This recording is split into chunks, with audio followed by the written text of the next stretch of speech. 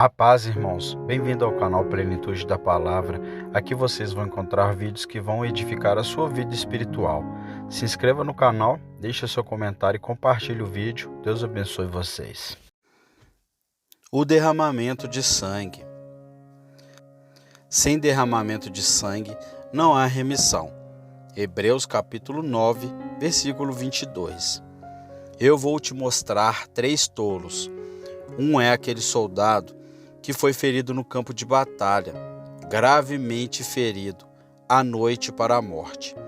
O cirurgião está ao seu lado e o soldado lhe faz uma pergunta. Ouça e julgue sua loucura. Que pergunta ele faz?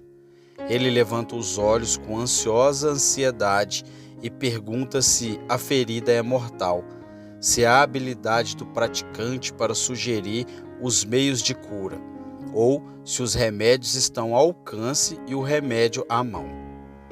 Não, nada disso. Estranhamente, ele pergunta: você pode me informar com que espada fui ferido e por qual russo fui tão gravemente atacado? Quero acrescentar, aprender cada minuto particular respeitando a origem do meu ferimento. O homem está delirando ou sua cabeça está afetada. Certamente, tais perguntas em tal momento são prova suficiente de que ele está desprovido de seus sentidos. Há outro tolo, a tempestade furiosa. O navio está voando impetuoso antes do vendaval. O escurecimento escuro move-se rapidamente acima. Os mastros estão rangendo, as velas estão rasgadas em farrapos, e ainda assim a tempestade que se aproxima se torna mais feroz. Onde está o capitão? Ele está ocupado no convés. Está enfrentando o perigo com coragem e sugerindo habilmente meios para evitá-lo? Não, senhor. Ele se retirou para sua cabine e lá, com pensamentos estudiosos e fantasias loucas, ele está especulando sobre o lugar onde esta tempestade começou. É misterioso este vento. Ninguém ainda, diz ele, foi capaz de descobri-lo. E tão despreocupado com a embarcação, com a vida dos passageiros e com sua própria vida, ele se preocupa apenas em resolver suas curiosas questões. O homem é louco, Senhor. Pegue o leme da mão dele. Ele está completamente louco. Se ele alguma vez correr para a praia, cale-o como um lunático sem esperança. O terceiro tolo, sem dúvida, encontrarei entre vocês. Você está doente e ferido pelo pecado. Você está na tempestade e no furacão da vingança do Todo-Poderoso. E ainda assim, a pergunta que você me faria esta manhã seria: Senhor, qual é a origem do mal? Você está louco, Senhor, espiritualmente louco. Essa não é a pergunta que você faria se estivesse em um estado mental são e saudável. Sua pergunta seria: como posso me livrar do mal? Não. Como veio ao mundo? Mas como vou escapar disso? Não. Como é que o granizo desceu do céu sobre Sodoma? Mas como posso, como Ló, escapar da cidade para Zoar? Não. Como é que estou doente? Mas existem remédios que irão me curar? Existe um médico a ser encontrado que possa restaurar a minha alma à saúde? Oh, você brinca com sutilezas enquanto negligencia as certezas. Mais perguntas têm sido feitas sobre a origem do mal do que sobre qualquer outra coisa. Os homens confundiram suas cabeças e torceram seus cérebros para entender o que os homens nunca poderão saber. Como o mal veio a este mundo e como sua entrada é consistente com a bondade divina. O fato amplo é este: existe o mal. E sua pergunta deveria ser: como posso escapar da ira vindoura que é engedrada por este mal? Ao responder essa pergunta, este versículo fica bem no meio do caminho. como o anjo com a espada, que uma vez parou Balaão no caminho para Baraque. Sem derramamento de sangue, não há remissão. Seu verdadeiro desejo é saber como você pode ser salvo. Se você está ciente de que seu pecado deve ser perdoado ou punido, sua pergunta será: como pode ser perdoado? E então, bem no meio de sua investigação, destaca-se esse fato: sem derramamento de sangue não há remissão. Preste atenção, isso não é apenas uma máxima judaica, é uma verdade mundial e eterna. Não pertence apenas aos hebreus, mas também aos gentios. Nunca, em nenhum momento, em nenhum lugar, em nenhuma pessoa, pode haver remissão sem derramamento de sangue. Este grande fato, eu digo, está estampado na natureza. É uma lei essencial do governo moral de Deus. É um dos princípios fundamentais que não pode ser abalado nem negado. Nunca pode haver qualquer exceção a isso. Permanece o mesmo em todos os lugares, ao longo de todas as eras. Sem derramamento de sangue não há remissão. Foi assim com os judeus. Eles não tinham remissão sem derramamento de sangue. Algumas coisas sob a lei judaica podem ser purificadas pela água ou pelo fogo, mas em nenhum caso em que o pecado absoluto está em causa pode haver purificação sem sangue, ensinando esta doutrina que o sangue, e somente o sangue, deve ser aplicado para a remissão do pecado. De fato, os próprios pagãos parecem ter uma noção desse fato. Não vejo suas facas sangrentas com o sangue das vítimas? Não ouvi histórias horríveis de imolações humanas, de holocaustos, de sacrifícios? E o que significa isso, se não o que jaz no fundo do coração humano, tão fundo quanto a própria existência do homem, esta verdade, que sem derramamento de sangue não há remissão? E afirmo mais uma vez que mesmo no coração e na consciência de meus ouvintes, existe algo que nunca os deixará acreditar na remissão sem derramamento de sangue. Esta é a grande verdade do cristianismo. E é uma verdade que me esforçarei agora para fixar em sua memória, e que Deus, por sua graça, abençoe suas almas. Sem derramamento de sangue, não há remissão.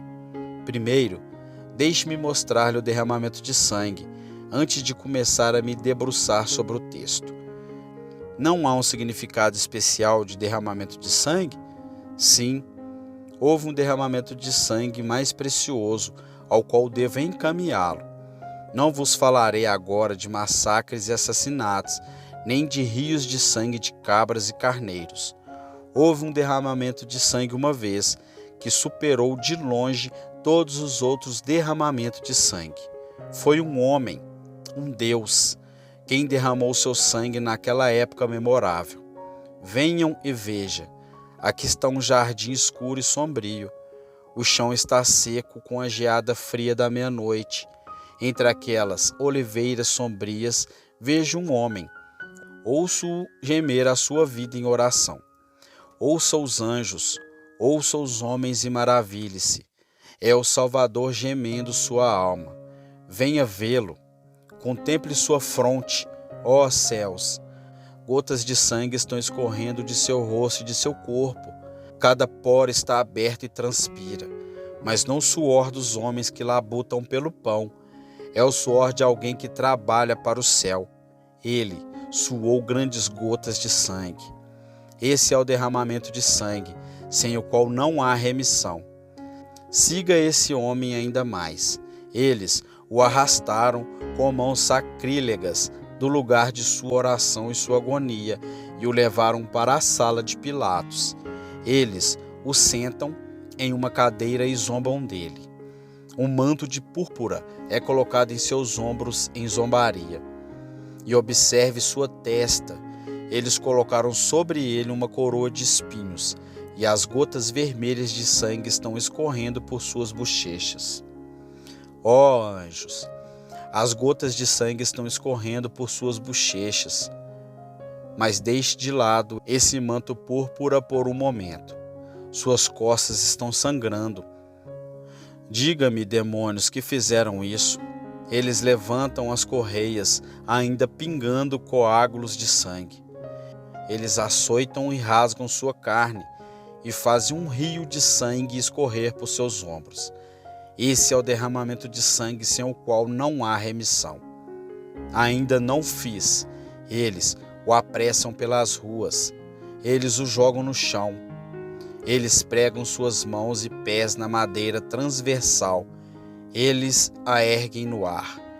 Eles a colocam em seu encaixe. Ela é fixada. E ali ele pendura o Cristo de Deus. Sangue de sua cabeça, sangue de suas mãos, sangue de seus pés. Em agonia desconhecida ele sangra sua vida. Em terríveis agonias ele esgota sua alma. Eloi, Eloi, lama sabactane. E então veja, eles perfuraram seu lado, e imediatamente escorre sangue e água. Este é o derramamento de sangue, pecadores e santos. Este é o terrível derramamento de sangue, o terrível derramamento de sangue, sem o qual para você e para toda a raça humana não há remissão. Eu então espero e expus meu texto de maneira justa. Sem esse derramamento de sangue não há remissão. Agora irei me debruçar sobre isso mais particularmente. Por que essa história não faz os homens chorarem? Eu disse mal, você diz. Sim, foi o que eu fiz. Eu vou levar toda a culpa. Mas, senhores, se fosse dito tão mal quanto os homens pudessem falar, se nossos corações fossem o que deveriam ser, deveríamos sangrar nossas vidas em tristeza.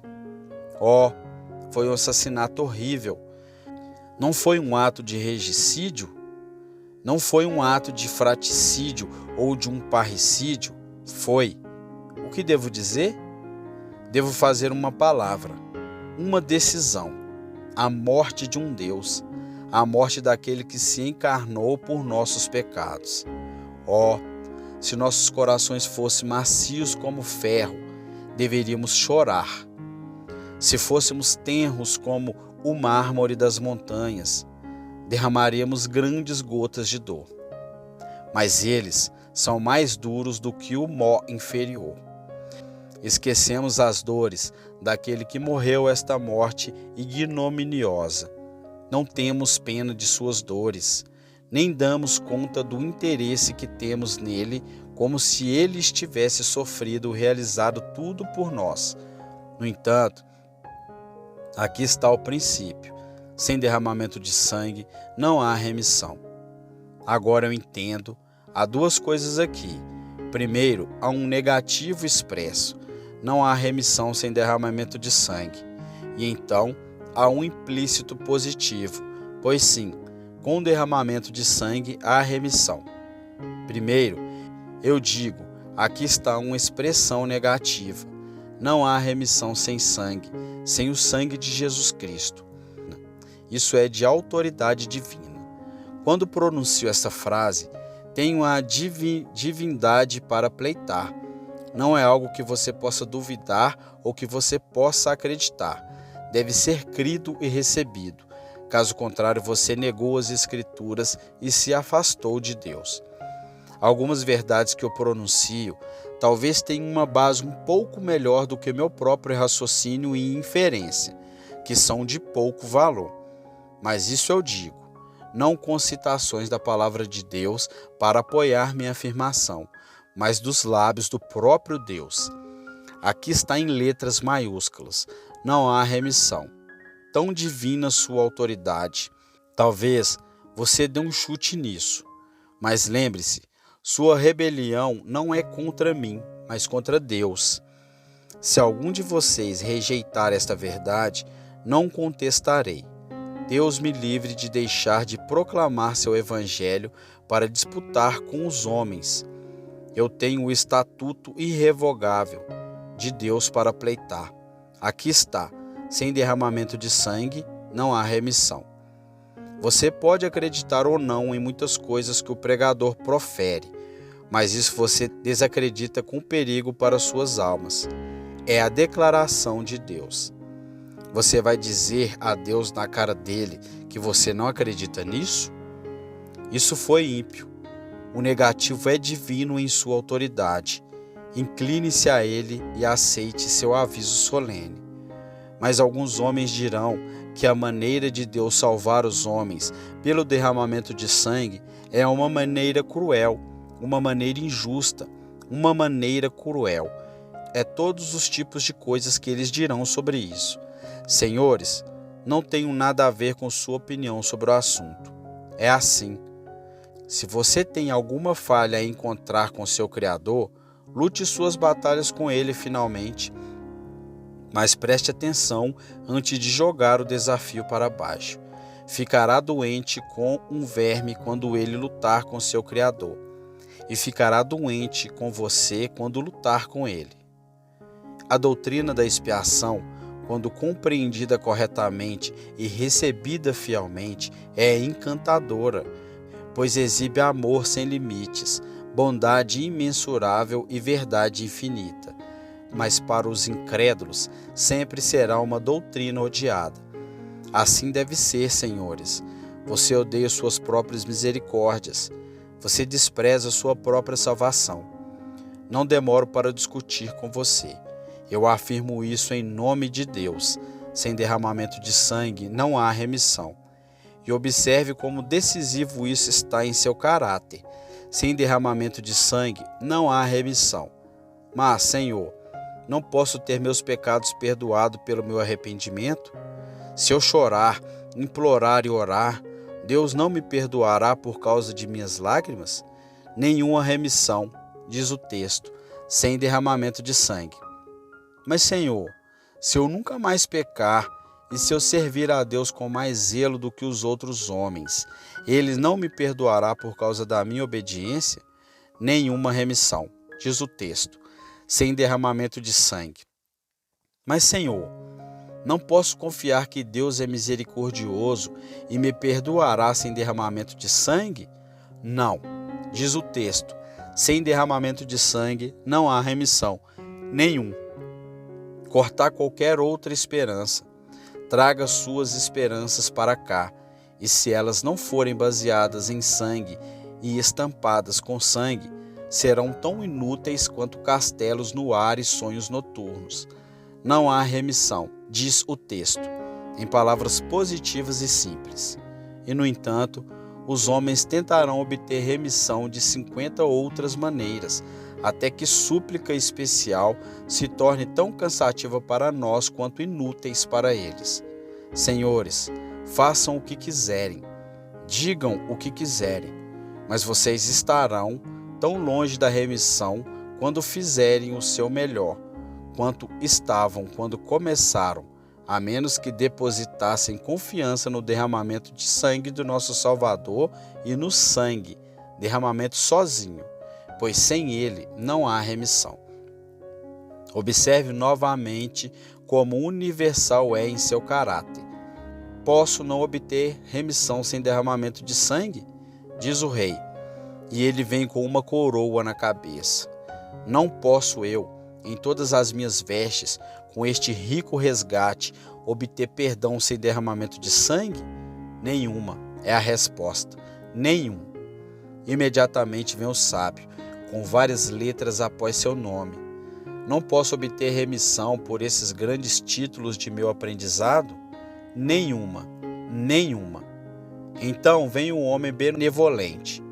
Eu espalhei meu dinheiro para os pobres e dei minha generosidade para alimentá-los. Não receberei remissão?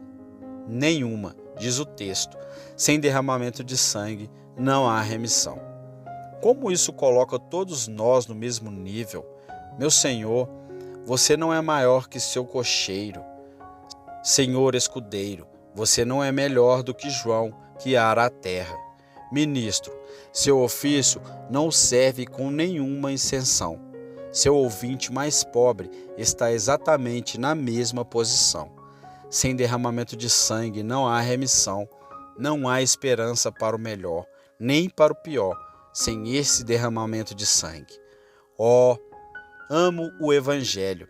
Por esse motivo, entre outros, porque é um evangelho tão nivelador. Algumas pessoas não gostam de um evangelho nivelador. Nem eu, em alguns sentidos da palavra. Que os homens tenham sua posição, seus títulos e suas riquezas, se quiserem. Mas eu gosto, e tenho certeza que todos os homens bons gostam, de ver ricos e pobres se encontrarem e sentirem que estão no mesmo nível. O Evangelho os torna assim. Diz: guarde seus sacos de dinheiro, eles não lhe darão remissão. Enrole seu diploma, isso não lhe dará remissão. Esqueça sua fazenda e seu parque, eles não vão te dar remissão. Apenas cubra aquele brasão de armas não vai lhe dar remissão. Venham, seus mendigos esfarrapados, escória imunda do mundo, sem um tostão. Venha aqui está a remissão tanto para você, mal educado e mal educado, que você seja, quanto para os nobres, os honrados, os nobres e ricos. Todos estão no mesmo nível aqui. O texto é universal. Sem derramamento de sangue não há remissão. Marque também, como o meu texto é perpétuo, Paulo disse, não há remissão. Devo repetir esse testemunho também. Quando milhares de anos se passaram, algum ministro pode ficar neste local e dizer o mesmo. Isso nunca mudará. Sempre será assim, tanto no outro mundo quanto neste, sem remissão, sem derramamento de sangue. Ah, sim, diz alguém. O padre pega o xilim e tira a alma do purgatório.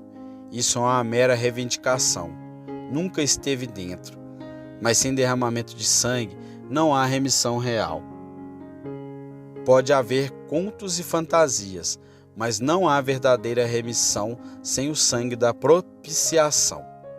Nunca, embora vocês tenham se esforçado em oração, nunca, embora vocês tenham chorado em lágrimas, nunca, embora vocês tenham gemido e chorado até o coração partir, nunca neste mundo, nem no que está por vir. O perdão dos pecados pode ser buscado em qualquer outro fundamento que não seja a redenção pelo sangue de Cristo. E a consciência nunca pode ser limpa senão pela fé nesse sacrifício. O fato, amados, é que não adianta vocês satisfazerem seus corações com nada menos do que aquilo que satisfaz a Deus Pai. Sem derramamento de sangue, nada aplicaria sua justiça. E sem a aplicação desse mesmo sangue, nada pode purgar suas consciências. Mas como não há remissão sem derramamento de sangue, está implícito que há remissão com isso. Observe bem, esta remissão é um fato presente. O sangue já tem sido derramado, a remissão já foi obtida. Eu os levei ao jardim do Getsêmani e ao monte do Calvário para ver o derramamento de sangue. Agora posso conduzi-lo a outro jardim e outro monte para mostrar-lhe a grande prova de remissão. Outro jardim, eu disse? Sim, é um jardim repleto de muitas reminiscências agradáveis e até triunfantes. Além das assombrações deste mundo agitado, havia um novo sepulcro, escavado em uma rocha, onde José de Arimateia pensou que seu próprio corpo pobre seria colocado. Mas lá eles colocaram Jesus após a sua crucificação. Ele havia sido fiador de seu povo e a lei exigia seu sangue. A morte o segurou com força e aquele túmulo era, por assim dizer, o calabouço de seu cativeiro, quando, como um bom pastor, deu a vida pelas ovelhas. Por que então vejo naquele jardim uma sepultura aberta e desocupada? Eu vou te contar. As dívidas são pagas, os pecados são cancelados, a remissão é obtida. Como você pensa? Aquele grande pastor das ovelhas foi trazido de novo dos mortos pelo sangue da aliança eterna, e nele também obtivemos a redenção por meio de seu sangue. Aí, amados, está a primeira prova. Você pede mais evidências? Vou levá-lo ao Monte das Oliveiras. Você deve contemplar Jesus lá com suas mãos levantadas como um sumo sacerdote da antiguidade para abençoar seu povo. E enquanto ele os está abençoando, ele sobe, as nuvens recebendo fora de sua vista. Mas por que, você pergunta, por que ele ascendeu assim e se ele se foi? Eis que ele entra, mas ele entra não no lugar santo feito por mãos, mas ele entra no próprio céu com seu próprio sangue para aparecer na presença de Deus por nós. Agora, portanto, temos ousadia para nos aproximarmos pelo sangue de Cristo. A remissão é obtida. Aqui está a prova da segunda. Ó crente, que fontes de conforto existem aqui para você. E agora, deixe-me recomendar esta remissão pelo derramamento de sangue para aqueles que ainda não creram. Ó Senhor Innes, um grande ministro escocês, certa vez visitou um fiel que estava morrendo. Quando ele veio até ele pela primeira vez, ele disse: Senhor Innes, estou contando com a misericórdia de Deus. Deus é misericordioso e nunca condenará um homem para sempre. Quando ele piorou e estava perto da morte, o Senhor Innes foi até ele novamente e disse: Ó Senhor Innes, minha esperança se foi, pois estive pensando se Deus é misericordioso. Deus também é misericordioso. E se, em vez de ser misericordioso comigo, ele fosse justo comigo, o que seria então de mim? Devo desistir de minha esperança na mera misericórdia de Deus? Diga-me como ser salvo. O Senhor Innes disse a ele que Cristo havia morrido no lugar de todos os crentes, que Deus poderia ser justo e ainda assim o justificador por meio da morte de Cristo. Disse ele, Senhor Innes, há algo sólido nisso. Eu posso descansar sobre isso. Não posso descansar em mais nada. É um fato notável que nenhum de nós jamais encontrou um homem que pensava ter seus pecados perdoados, a menos que fosse pelo sangue de Cristo. Conheço um muçulmano. Ele nunca teve seus pecados perdoados. Ele não diz isso. Conheço um infiel.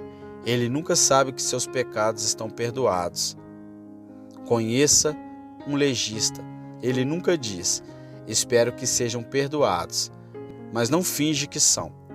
Ninguém jamais consegue uma esperança imaginária além disso, que Cristo, e somente Cristo, deve salvar pelo derramamento de seu sangue. Deixe-me contar uma história para mostrar como Cristo salva as almas. O Sr. Hatfield tinha um irmão que era como ele, um cristão fervoroso, mas ele havia se desviado. Ele se afastou dos caminhos da piedade e uma tarde, e depois de ter se recuperado de sua apostasia, ele estava sentado em uma sala de uma capela. Ele tinha ouvido seu irmão pregando no dia anterior e sua pobre consciência foi cortada rapidamente. Disse o irmão de Hatfield quando estava tomando chá: sou um homem perdido. E gemeu e chorou, e não conseguia comer nem beber. Disse Lady Hickton, que estava sentada em frente: o que você disse, Sr. Hatfield? Senhora, disse ele, eu disse, sou um homem perdido. Estou feliz com isso, disse ela. Estou feliz com isso. Vossa Senhoria, como pode dizer isso? É cruel dizer que você está feliz por eu ser um homem perdido. Eu repito, Senhor, ela disse, estou muito feliz por isso. Olhei para ela, cada vez mais surpreso com sua barbaridade. Alegra-me, disse ela, porque está escrito, o Filho do Homem veio buscar e salvar o que se havia perdido. E como é que vem com tanta força para mim? Senhora, disse ele, Senhora, eu bendigo a Deus por isso. Então ele me salvará.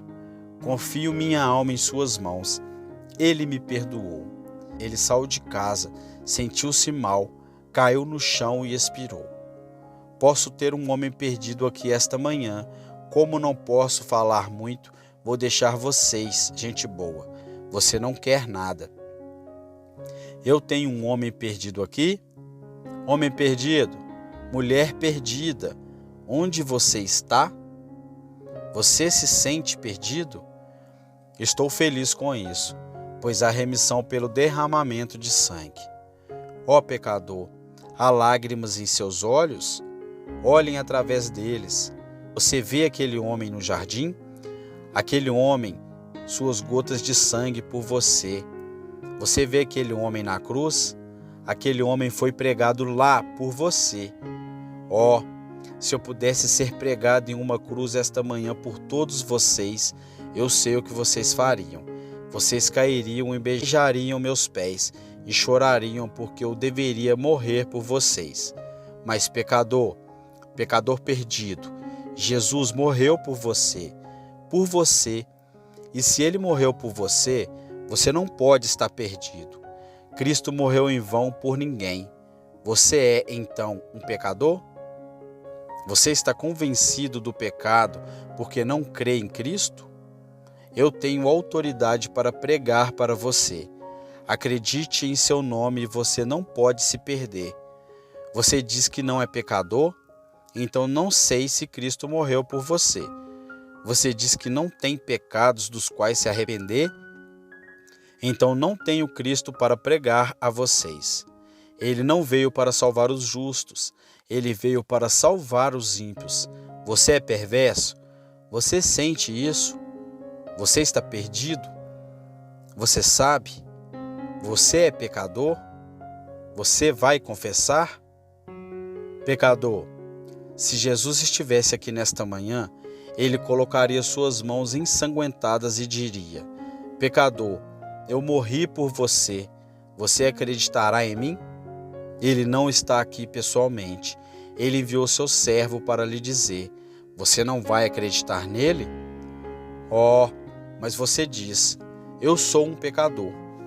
Oh, ele diz: foi exatamente por isso que morri por você, porque você é um pecador. Mas você diz: eu não mereço isso. Oh, ele diz: é exatamente por isso que eu fiz isso. Diga você: eu o odiei. Mas ele diz: eu sempre te amei. Mas, Senhor, eu cuspi em teus ministros e desprezei tua palavra.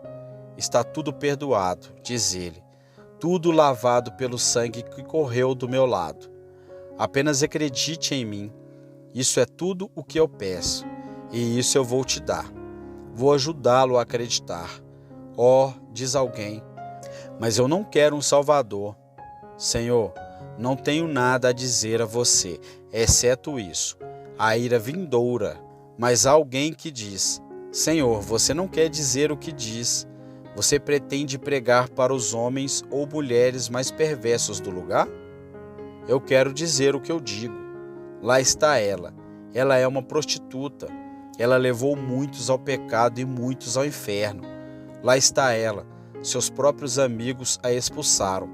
Seu pai a chamou de vadia imprestável e disse que ela nunca mais poderia voltar para casa. Você se sente culpado? Cristo morreu para salvar você e você será salvo. Ali está ele. Eu posso vê-lo. Ele estava bêbado.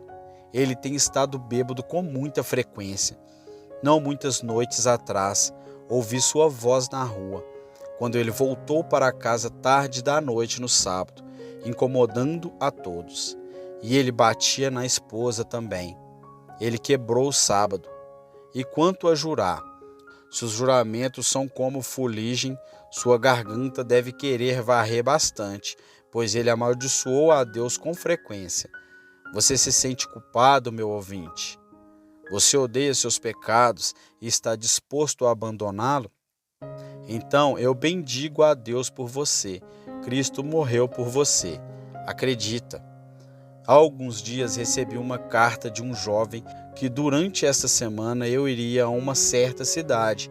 Ele disse: Senhor, quando você vier, pregue um sermão que me sirva. Pois sabe, Senhor, eu ouvi dizer que todos nós devemos nos considerar as pessoas mais perversas do mundo, ou então não podemos ser salvos. Tento pensar assim, mas não consigo, porque não tenho sido o mais perverso. Eu quero pensar assim, mas não posso. Eu quero ser salvo, mas não sei como me arrepender de repente, o suficiente.